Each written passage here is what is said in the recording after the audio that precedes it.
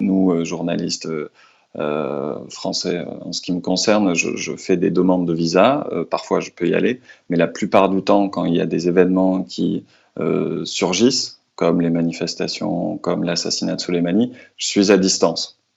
Je dois donc trouver un moyen de raconter ce qui s'y passe sans y être. Pour ça, il y a d'abord, et bien sûr, la presse iranienne, qui rend compte en partie de ce qui se passe en Iran, notamment des déclarations officielles, et ça c'est très important parce que c'est l'une des bases de notre travail, mais qui n'est pas suffisante, bien sûr. Et là, on a aujourd'hui un avantage, ce sont les réseaux sociaux. Quand ils ne sont pas coupés, bien sûr, on peut avoir des informations directes qui nous viennent de Téhéran ou d'autres villes en Iran sur la situation quand c'est des manifestations, sur l'ampleur des défilés, sur éventuellement la réaction des forces de sécurité. Et puis on a aussi tout un chacun des contacts sur place, qui nous disent ce qu'ils voient, ce qu'ils ressentent. Alors, rien remplacera jamais la présence sur place et le reportage.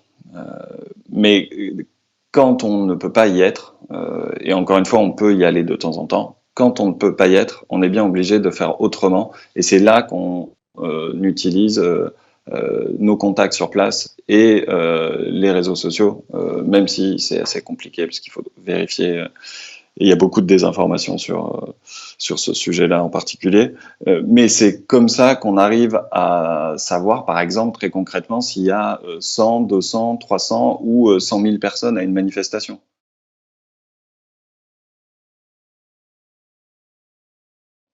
Moi, j'avoue aussi que parfois, j'ai pas d'explication et qu'on est face à une situation qui est très complexe, qui est très changeante et à laquelle on a un accès qui est limité.